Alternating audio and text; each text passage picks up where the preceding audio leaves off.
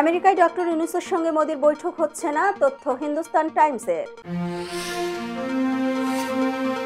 দিল্লিতে মেয়ের সঙ্গে থাকছেন হাসিনা, সদল বলে ঘুরে বেড়াচ্ছেন পার্কে। ঢাবির হলে হত্যার ঘটনা তদন্তে কমিটি, প্রত্যক্ষদর্শীদের তথ্য দেওয়ার আহ্বান। 20.5 লাখ টাকা খরচেই চালু হচ্ছে Kazipara metro station. New York সিটির রাস্তায় অবৈধ ঘোষকার সরাতে নতুন টাস্কফোর্স গঠন। লেবাননে ওয়াকিটকি বিস্ফোরণে নিহতের সংখ্যা বেড়ে 20। এবং বড় জয় দিয়ে শ্রীলঙ্কা সফর শেষ করলো টাইগ্রেসরা। আসসালামু আলাইকুম, সবাইকে স্বাগত জানাচ্ছি মিলেনিয়াম টিভি ইউএস এর প্রতিদিনের বাংলা সংবাদে।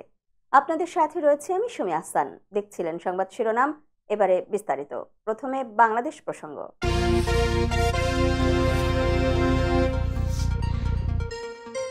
আগামী সপ্তাহে আমেরিকার নিউ ইয়র্কে জাতিসংঘের সাধারণ পরিষদের অধিবেশনের ফাঁকে বাংলাদেশের অন্তর্বর্তী সরকারের প্রধান উপদেষ্টা ডক্টর মোহাম্মদ ইউনূস ও ভারতের প্রধানমন্ত্রী নরেন্দ্র মোদীর মাঝে কোনো বৈঠক হবে না। বিষয়টির সঙ্গে জড়িত ব্যক্তিদের বরাত দিয়ে ভারতের সংবাদ মাধ্যম হিন্দুস্তান টাইমস গতকাল বুধবার এই তথ্য জানিয়েছে। প্রতিবেদনে বলা হয়, প্রধানমন্ত্রী নরেন্দ্র মোদী আগামী সপ্তাহে জাতিসংঘের সাধারণ অধিবেশনের ফাঁকে বাংলাদেশের অন্তর্বর্তী সরকারের প্রধান উপদেষ্টা ডক্টর মোহাম্মদ ইউনূসের সঙ্গে দেখা করবেন বলে আশা করা যাচ্ছে না। বুধবার বিষয়টি সম্পর্কে অবগত ব্যক্তিরা এই তথ্য জানিয়েছেন।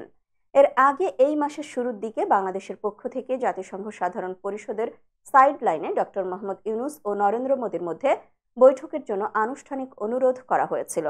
বিষয়টি সম্পর্কে অবগত ব্যক্তিরা নাম প্রকাশ না করা শর্তে জানিয়েছেন, শেখ হাসিনা সরকারের পতনের পর থেকে দ্বিপাক্ষিক সম্পর্কে যে টানাপোড়েন দেখা দিয়েছে তা দূর করতে সাহায্য করবে এই আশায় ঢাকা এই বৈঠকের বিষয়ে আগ্রহী। তারা বলেছেন, এ ধরনের বৈঠক ভারতের এজেন্ডার অংশ নয়। এছাড়াও যুক্তরাষ্ট্রে মোদির 3 দিনের সফর ব্যস্ত সময়সূচিতে পরিপূর্ণ থাকবে।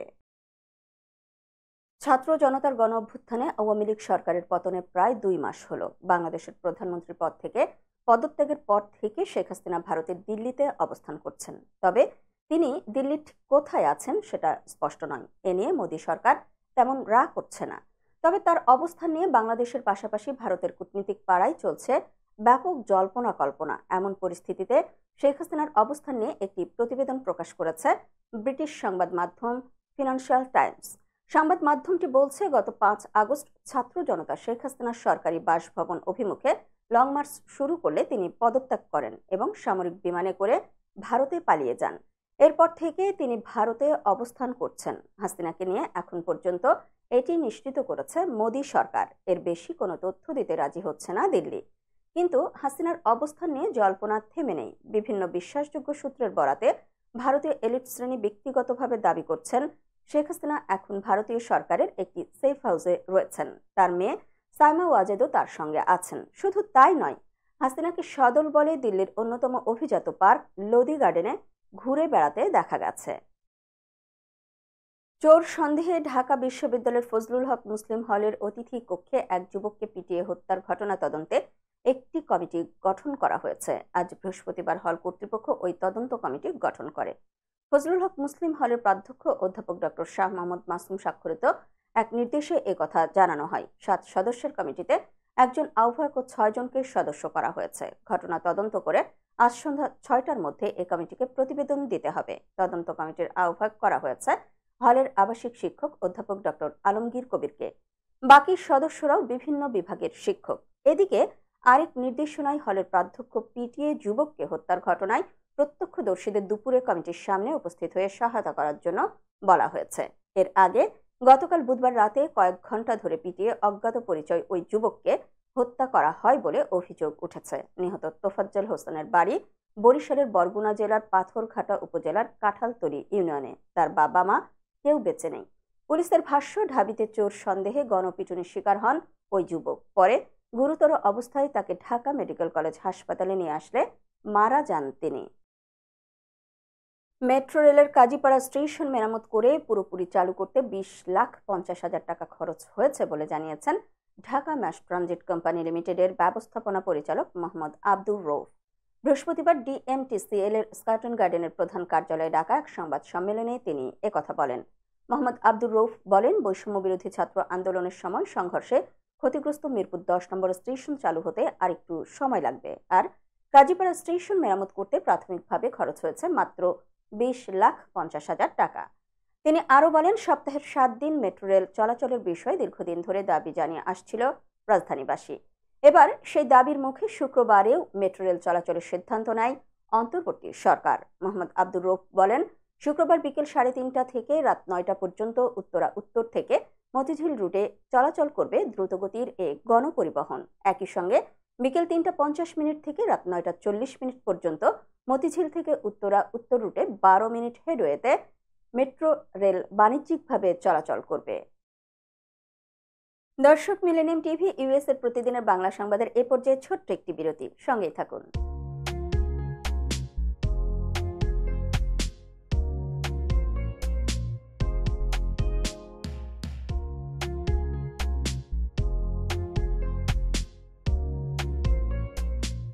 কি ব্যাপার, অমন মূর্তির মতো করে দাঁড়িয়ে আছো কেন? পাগল হয়ে গেলে নাকি? প্র্যাকটিস করছি। কি প্র্যাকটিস করছো? কেন লিভিং স্ট্যাচুতে দাঁড়িয়ে কি করে ভিক্ষা করে দেখালি? আমার ট্যাক্স নিয়ে ঝামেলা চলছে, ল্যান্ড প্রপার্টি নিয়ে ঝামেলা চলছে। এগুলো সমাধান না হলে কিছুদিন পর আমাকে ওইভাবে দাঁড়িয়ে ভিক্ষা করতে হবে।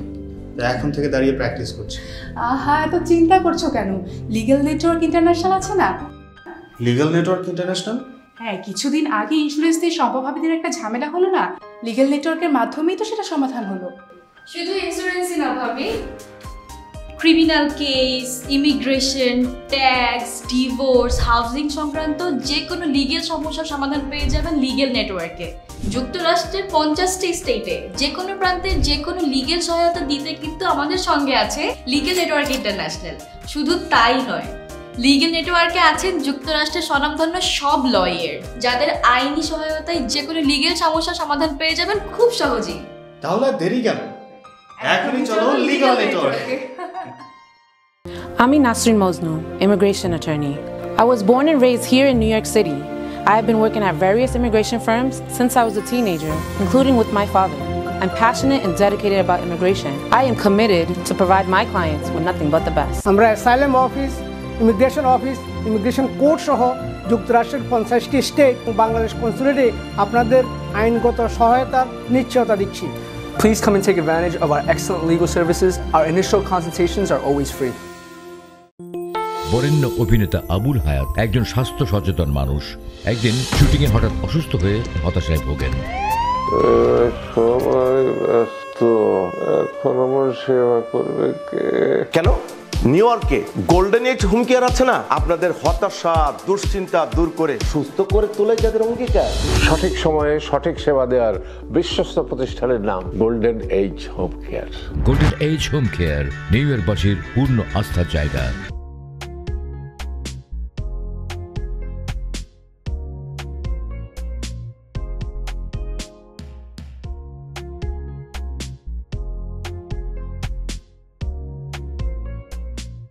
কি ব্যাপার, অমন মূর্তির মতো করে দাঁড়িয়ে আছো কেন? পাগল হয়ে গেলে নাকি? প্র্যাকটিস করছি। কি প্র্যাকটিস করছো?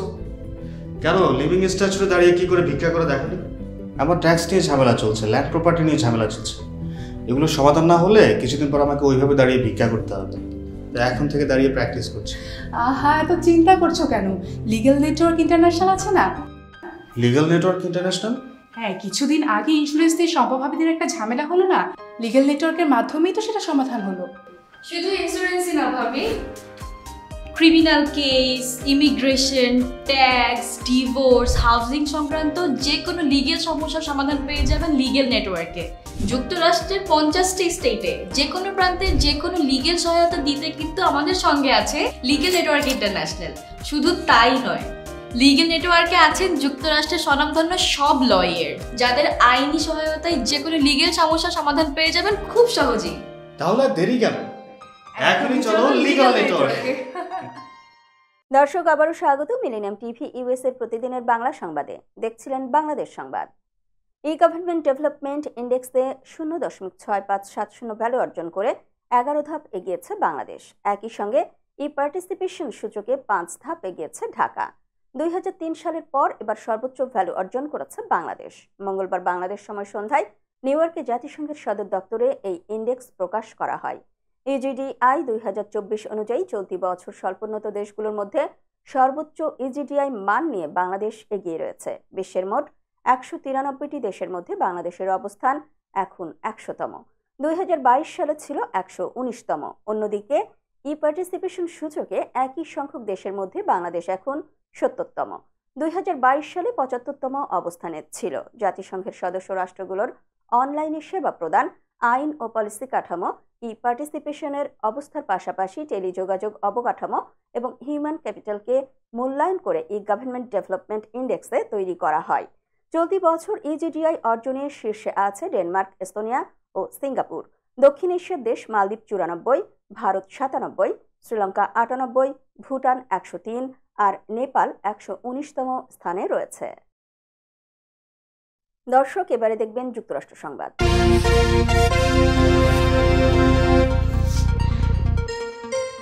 নিউ ইয়র্ক সিটির মেয়র এরিক অ্যাডামস সম্প্রতি ঘোষণা করেছেন যে সিটি রাস্তাগুলি থেকে অবৈধ ঘোষকার সরাতে একটি নতুন আন্তঃসংস্থা টাস্কফোর্স গঠন করা হয়েছে। এই গাড়িগুলি জাল বা পরিবর্তিত লাইসেন্স প্লেটের মাধ্যমে ট্রাফিক ক্যামেরা এবং টোল পাঠকদের ফাঁকি দেয়, যা সড়ক নিরাপত্তা এবং নিয়ন্ত্রণের জন্য বড় ঝুঁকি তৈরি করে। 9 সেপ্টেম্বর থেকে শুরু হওয়া এই অভিযানে 15 জন ইউনিফর্মধারী এনওয়াইপিডি কর্মকর্তা শুধুমাত্র পার্ক করা ঘোষকার সরানোর দায়িত্বে নিয়োজিত আছেন এবং তারা স্যানিটেশন বিভাগের অধীনে কাজ করছেন। মাত্র 5 রাতের মধ্যে এই টাস্কফোর্স 295টি ঘোষকার সরিয়ে নিয়েছে, যা আইন মেনে চলা নাগরিকদের জন্য পার্কিং স্পেস খালি করেছে।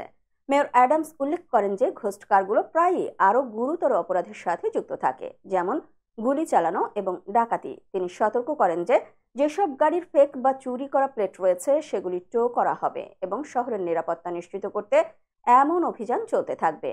ডেপুটি মেয়র মীরা যোশী আরও যোগ করেন যে শহরটি যে কোনো ব্যক্তি বা গোষ্ঠীর বিরুদ্ধে ব্যবস্থা নেবে যারা ঘোস্ট প্লেট ব্যবহার করে টোল ফাঁকি দেয় বা সড়কে ঝুঁকি সৃষ্টি করে। ডিএসএনওয়াই কমিশনার জেসিকা টিস আরও জানান, ঘোস্টকার প্রায়ই গুরুতর অপরাধের সাথে জড়িত থাকে, তাই এগুলো সরানো অগ্রাধিকারের মধ্যে রয়েছে। যুক্তরাষ্ট্র আওয়ামী লীগের আয়োজনে আগামী 22 ও 27 সেপ্টেম্বর অনুষ্ঠিত হতে যাচ্ছে প্রতিবাদ সমাবেশ। এই সমাবেশের প্রস্তুতি সভা 17 September 1195 liberty avenue, Brooklyn, new York 11208 লাবণ্য পার্টি সেন্টারে অনুষ্ঠিত হয়েছে। বিস্তারিত থাকছে মিলেনিয়াম টিভি ইউএসএ প্রতিনিধি মুজাহিদুল ইসলামের রিপোর্টে। নিউ ইয়র্কের লাবণ্য পার্টি সেন্টারে আয়োজিত এই সভায় উপস্থিত ছিলেন যুক্তরাষ্ট্র Awami League, new York state মহানগর আওয়ামী লীগ, মহিলা আওয়ামী লীগ, স্বেচ্ছাসেবক লীগ, যুবলীগ, শ্রমিক লীগ, কৃষক লীগ ও ছাত্রলীগের সকল নেতাকর্মী। সভায় যুক্তরাষ্ট্র আওয়ামী লীগের সভাপতি ডক্টর সিদ্দিকুর রহমান, যিনি বর্তমান পরিস্থিতিতে সকল নেতাকর্মীর সার্বিক সহযোগিতা ও পরামর্শ কামনা করেছেন। প্রস্তুতি সভায় আরও উপস্থিত ছিলেন যুক্তরাষ্ট্র আওয়ামী লীগের সেক্রেটারি জেনারেল জনাব আজাদ, অ্যাডভার্টাইজমেন্ট সেক্রেটারি জনাব আলহাজ মোহাম্মদ সোলাইমান আলী সহ নিউ ইয়র্ক স্টেট ও মহানগর আওয়ামী লীগ এবং অন্যান্য আওয়ামী সংগঠনের নেতৃবৃন্দ। দর্শক, মিলেনিয়াম টিভি ইউএসএর প্রতিদিনের বাংলা সংবাদের এ পর্যায়ে ছোট্ট একটি বিরতি, সঙ্গেই থাকুন।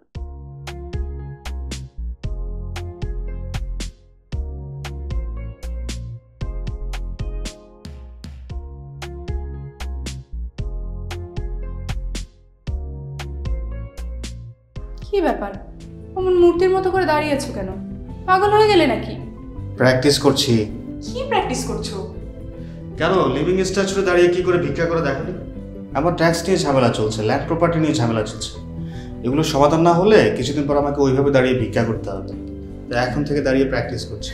আহা, এত চিন্তা করছো কেন? লিগ্যাল নেটওয়ার্ক ইন্টারন্যাশনাল আছে না? Legal network international? হ্যাঁ, কিছুদিন আগে ইন্স্যুরেন্স দিয়ে সম্পভাবীদের একটা ঝামেলা হলো না?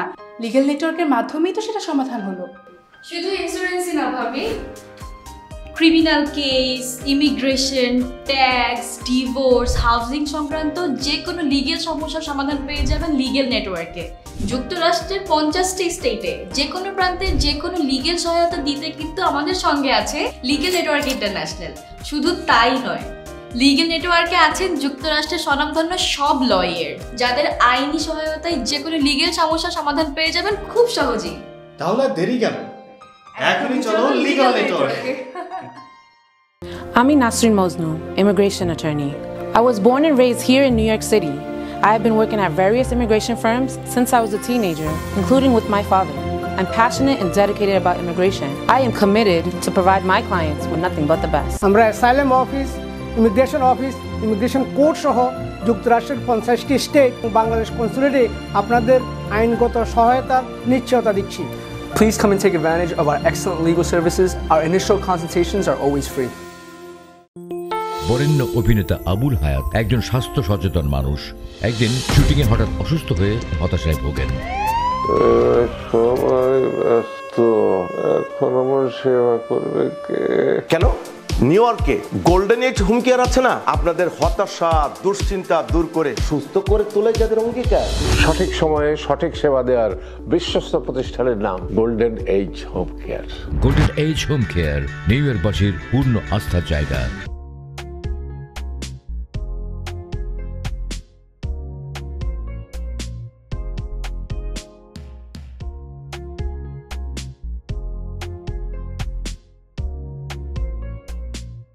কি ব্যাপার, অমন মূর্তির মতো করে দাঁড়িয়ে আছো কেন?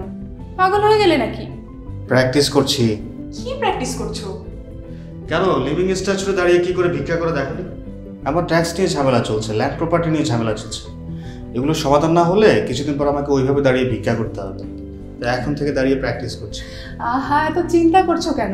লিগ্যাল নেটওয়ার্ক ইন্টারন্যাশনাল আছে না? Legal network international? হ্যাঁ, কিছুদিন আগে ইন্স্যুরেন্স দিয়ে সম্পভাবীদের একটা ঝামেলা হলো না, লিগ্যাল নেটওয়ার্কের মাধ্যমেই তো সেটা সমাধান হলো। শুধু ইন্স্যুরেন্সই না ভাবি, criminal case, immigration, tax, divorce, housing সংক্রান্ত যে কোনো লিগ্যাল সমস্যার সমাধান পেয়ে যাবেন লিগ্যাল নেটওয়ার্কে। যুক্তরাষ্ট্রের 50টি স্টেটে যে কোনো প্রান্তে যে কোনো লিগ্যাল সহায়তা দিতে কিন্তু আমাদের সঙ্গে আছে লিগ্যাল নেটওয়ার্ক ইন্টারন্যাশনাল।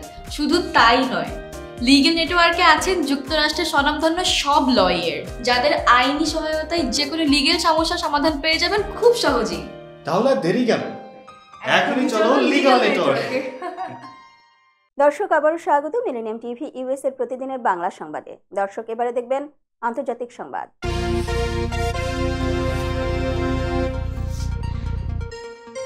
লেবাননে ওয়াকিটকি বিস্ফোরণে অন্তত 20 জন নিহত হয়েছেন, আহত হয়েছেন 450 জনের বেশি মানুষ। বুধবার দেশটির বিভিন্ন স্থানে এ ঘটনা ঘটে। লেবাননের স্বাস্থ্য মন্ত্রণালয়ের বরাত দিয়ে এসব তথ্য জানিয়েছে বিবিসি। প্রাথমিকভাবে নিহতের সংখ্যা 9 হলেও পরে তা বেড়ে দাঁড়ায় 20 জনে। প্রতিবেদন বলছে, সশস্ত্র গোষ্ঠী হিজবুল্লাহর শক্ত অবস্থান থাকায় রাজধানী বৈরুতের দক্ষিণ উপত্যকা, বেকা উপত্যকা এবং দক্ষিণ লেবাননে বিস্ফোরণের ঘটনা ঘটেছে। এই এলাকাগুলো হিজবুল্লাহর শক্তিশালী ঘাঁটি হিসেবে পরিচিত। বিস্ফোরণ হয়েছে আগের দিন নিহতদের শেষকৃত্যের স্থানেও। লেবানিজ রেডক্রসকে উদ্ধৃত করে প্রতিবেদনে বলা হয়েছে, অন্তত 30টি অ্যাম্বুলেন্স নেওয়া হয়েছে ঘটনাস্থলে। এ ঘটনার পর জাতিসংঘ নিরাপত্তা কাউন্সিলের অধিবেশন ডাকা হয়েছে। দ্বিতীয় দফা বিস্ফোরণের পর দাহিয়া এবং বৈরুতের দক্ষিণাঞ্চলে বিশৃঙ্খল পরিস্থিতি তৈরি হয়েছে। এ পরিস্থিতিতে ওই এলাকাগুলোর বাসিন্দাদের মোবাইল ফোন সহ যোগাযোগের যন্ত্র থেকে দূরে থাকতে বলা হয়েছে। এর আগে মঙ্গলবার হিজবুল্লাহর যোদ্ধাদের কাছে থাকা পেজার বিস্ফোরণে লেবাননে অন্তত 12 জন নিহত হন। এতে আহত হন 2800 জনের মতো মানুষ। আহতদের মধ্যে হিজবুল্লাহর সদস্য, মেডিকেল কর্মী এবং ইরানের রাষ্ট্রদূত রয়েছেন। এই বিস্ফোরণ হয়েছে লেবানন জুড়ে, বিশেষত দক্ষিণ লেবাননের হিজবুল্লাহ ঘাঁটিগুলোতে। ইসরায়েলের প্রধানমন্ত্রী বেনিয়ামিন নেতানিয়াহুকে হত্যা চেষ্টার অভিযোগে এক ইসরায়েলি নাগরিককে গ্রেফতার করা হয়েছে। এই পরিকল্পনার পেছনে ইরান জড়িত বলে জানিয়েছে ইসরায়েলি নিরাপত্তা বাহিনী। আজ বৃহস্পতিবার ইসরায়েলি গোয়েন্দাদের পক্ষ থেকে এ তথ্য জানানো হয়। ইসরায়েলি নিরাপত্তা বাহিনী জানায়, গ্রেফতারকৃত ব্যক্তি একজন ব্যবসায়ী। তুরস্কের সঙ্গে তার যোগাযোগ রয়েছে। নেতানিয়াহু ইসরায়েলের প্রতিরক্ষা মন্ত্রী ইয়ভ গ্যালান্ট অথবা ইসরায়েলি গোয়েন্দা সংস্থা শিনবেটের প্রধানকে হত্যার জন্য অভিযুক্ত ব্যক্তি ইরানের 2টি বৈঠক করেন। এক বিবৃতিতে শিনবেট ও ইসরায়েলি পুলিশের এক যৌথ বিবৃতিতে বলা হয়, গত মাসে অভিযুক্ত ওই ব্যক্তিকে গ্রেফতার করা হয়। এর আগে গত সপ্তাহে শিনবেট জানায়, লেবাননের সশস্ত্র গোষ্ঠী হিজবুল্লাহ সাবেক ইসরায়েলি সেনাপ্রধান এবং প্রতিরক্ষা মন্ত্রী মোশে ইয়ালানকে হত্যার চেষ্টা করেছিল। এ ঘটনায় একজনকে গ্রেফতার করা হয়। দর্শক, এবারে দেখবেন বিনোদন সংবাদ।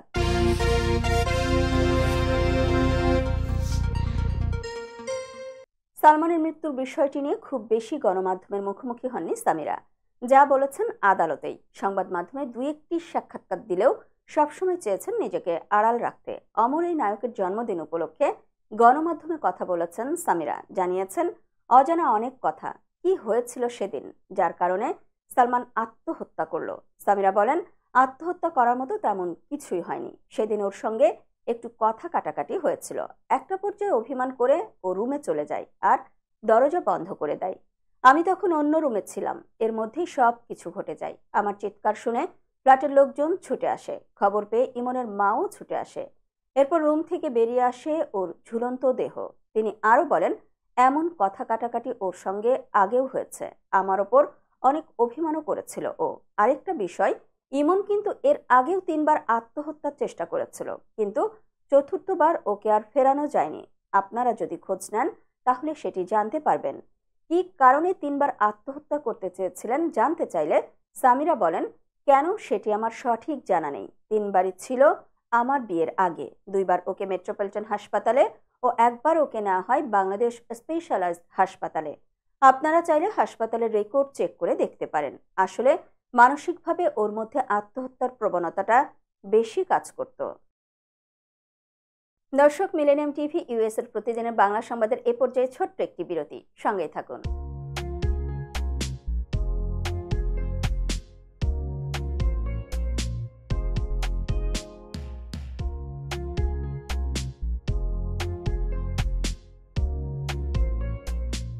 কি ব্যাপার, অমন মূর্তির মতো করে দাঁড়িয়ে আছো কেন? পাগল হয়ে গেলে নাকি? প্র্যাকটিস করছি। কি প্র্যাকটিস করছো? কেন লিভিং স্ট্যাচুরে দাঁড়িয়ে কি করে ভিক্ষা করে দেখনি? আমার ট্যাক্স নিয়ে ঝামেলা চলছে, ল্যান্ড প্রপার্টি নিয়ে ঝামেলা চলছে।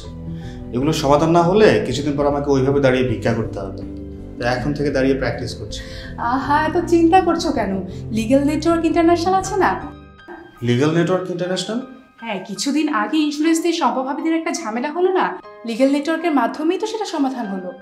শুধু ইন্স্যুরেন্সই না ভাবি, criminal case, immigration, tax, divorce, housing সংক্রান্ত যে কোনো লিগেল সমস্যার সমাধান পেয়ে যাবেন লিগেল নেটওয়ার্কে। যুক্তরাষ্ট্রের 50টি স্টেটে যে কোনো প্রান্তে যে কোনো লিগেল সহায়তা দিতে কিন্তু আমাদের সঙ্গে আছে লিগেল নেটওয়ার্ক ইন্টারন্যাশনাল।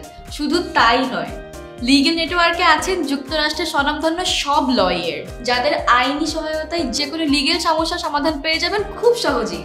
তাহলে দেরি কেন? এখনই চলো লিগ্যাল নেটওয়ার্কে।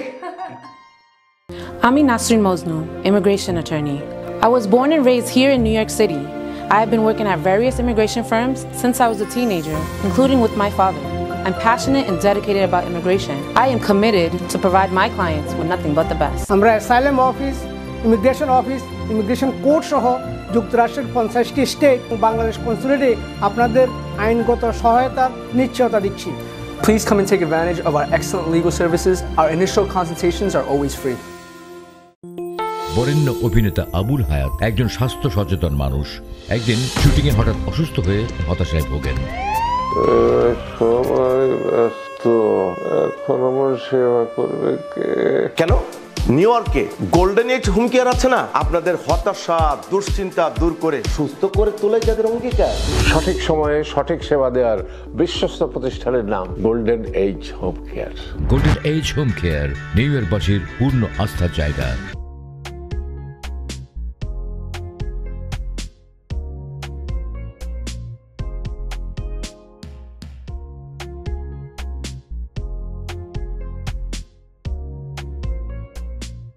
কি ব্যাপার, অমন মূর্তির মতো করে দাঁড়িয়ে আছো কেন? পাগল হয়ে গেলে নাকি? প্র্যাকটিস করছি। কি প্র্যাকটিস করছো? কেন লিভিং স্ট্যাচুরে দাঁড়িয়ে কি করে ভিক্ষা করে দেখনি? আমার ট্যাক্স নিয়ে ঝামেলা চলছে, ল্যান্ড প্রপার্টি নিয়ে ঝামেলা চলছে। এগুলো সমাধান না হলে কিছুদিন পর আমাকে ওইভাবে দাঁড়িয়ে ভিক্ষা করতে হবে। তাই এখন থেকে দাঁড়িয়ে প্র্যাকটিস করছি। আহা, এত চিন্তা করছো কেন? লিগ্যাল নেটওয়ার্ক ইন্টারন্যাশনাল আছে না? Legal network international? হ্যাঁ, কিছুদিন আগে ইন্স্যুরেন্স দিয়ে সম্পভাবিদের একটা ঝামেলা হলো না? লিগ্যাল নেটওয়ার্কের মাধ্যমেই তো সেটা সমাধান হলো। শুধু ইন্স্যুরেন্সই না ভাবি, criminal case, immigration, tax, divorce, housing সংক্রান্ত যে কোনো লিগেল সমস্যার সমাধান পেয়ে যাবেন লিগেল নেটওয়ার্কে। যুক্তরাষ্ট্রের 50টি স্টেটে যে কোনো প্রান্তে যে কোনো লিগেল সহায়তা দিতে কিন্তু আমাদের সঙ্গে আছে লিগেল নেটওয়ার্ক ইন্টারন্যাশনাল। শুধু তাই নয়, লিগ্যাল নেটওয়ার্কে আছেন যুক্তরাষ্ট্রের স্বনামধন্য সব লয়ার, যাদের আইনি সহায়তায় যে কোনো লিগ্যাল সমস্যার সমাধান পেয়ে যাবেন খুব সহজেই। তাহলে আর দেরি কেন, এখনই চলো লিগ্যাল নেটওয়ার্কে। দর্শক, আবারও স্বাগত মিলেনিয়াম টিভি ইউএস এর প্রতিদিনের বাংলা সংবাদে। দেখছিলেন বিনোদন সংবাদ।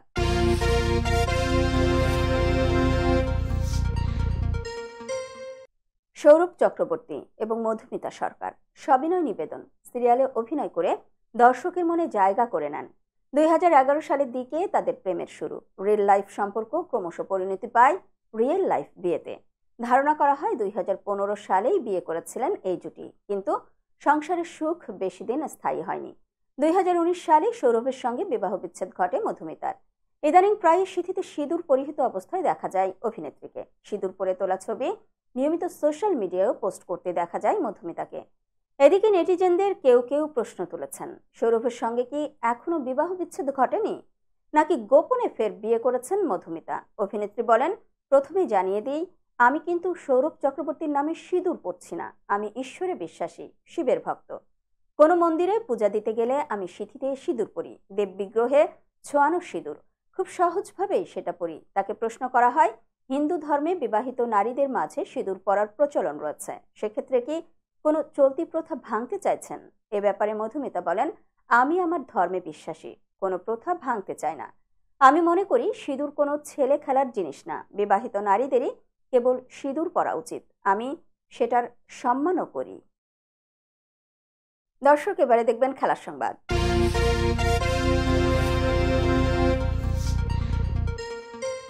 আন্তর্জাতিক ম্যাচে তামিম ইকবালকে ধারাভাষ্য দিতে আগেও দেখা গেছে। গত বছর নিউজিল্যান্ডের বিপক্ষে বাংলাদেশের টেস্ট সিরিজে ধারাভাষ্য কক্ষে অভিষেক হয়েছে তামিমের। এবার দেশের বাইরেও ধারাভাষ্যকার তামিমের দেখা মিলেছে। ভারতের বিপক্ষে বাংলাদেশের 2 ম্যাচের টেস্ট সিরিজে ধারাভাষ্যকার হিসেবে যোগ দিয়েছেন তামিম এবং ধারাভাষ্যের দায়িত্ব পালনের এক পর্যায়ে সাকিবকে নিচে ব্যাটিং করানোর পরামর্শ দিয়েছেন। টি-20 থেকে অবসর নিয়েছেন, তবে ওয়ানডে ও টেস্ট নিয়ে এখনো কোনো আনুষ্ঠানিক অবস্থান জানাননি আন্তর্জাতিক ক্রিকেটে বাংলাদেশের সর্বোচ্চ রান স্কোরার। নবনিযুক্ত বোর্ড সভাপতি তামিমকে আরও বেশ কয়েক বছর জাতীয় দলে বিশেষ করে টেস্টে দেখার আগ্রহের কথা জানালেও বাঁহাতি ওপেনার নিজের অবস্থান জানাননি। এর মাঝেই পুরোদমে ধারাভাষ্যকার হিসেবে কাজ শুরু করেছেন তামিম। সম্প্রচারকারী প্রতিষ্ঠান স্টার স্পোর্টসের বিশ্লেষণী অনুষ্ঠান করে পরে ধারাভাষ্য কক্ষেও যোগ দেন। আসন্ন টি-20 বিশ্বকাপের প্রস্তুতিতে শ্রীলঙ্কা সফরে গিয়েছিল বাংলাদেশ এ দল, যেখানে 5 ম্যাচের টি-20 সিরিজে 4-1 ব্যবধানে জয় পেয়েছে টাইগ্রেসরা। পঞ্চম ম্যাচে স্বাগতিকদের 8 উইকেটে হারিয়েছে বাংলাদেশ। কাগজে কলমে এ দলের সিরিজ হলেও জাতীয় দলের প্রায় সব ক্রিকেটারকে নিয়েই শ্রীলঙ্কা সফরে খেলেছে বাংলাদেশ। জাতীয় দলের অধিনায়ক নিগার সুলতানা জ্যোতি ছাড়াও ছিলেন অভিজ্ঞ জাহানারা ও শামিমা সুলতানারাও, যার ফলে ওয়ানডে সিরিজে 1-0 ব্যবধানে জয়ের পর টি-20তেও দাপুটে পারফরমেন্স করেছে টাইগ্রেসরা। বাংলাদেশের বোলারদের মধ্যে সর্বোচ্চ 3 উইকেট শিকার করেছেন রাবেয়া খান। এছাড়া 2টি করে উইকেট পেয়েছেন মারুফা, রাবেয়া ও ফাহিমা। সহজ টার্গেট তাড়া করতে নেমে 11.4 ওভারে মাত্র 2 উইকেট হারিয়েই জয়ের বন্দরে পৌঁছে গেছে বাংলাদেশ।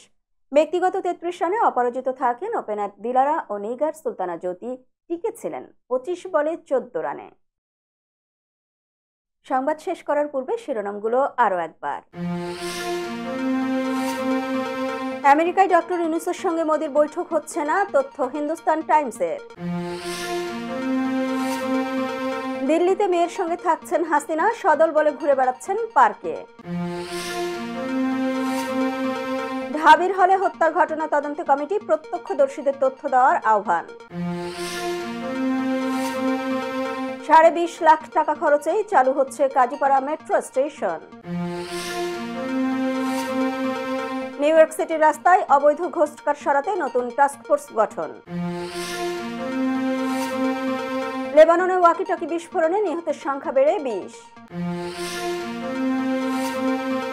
এবং বড় জয় দিয়ে শ্রীলঙ্কা সফর শেষ করল টাইগ্রেসরা।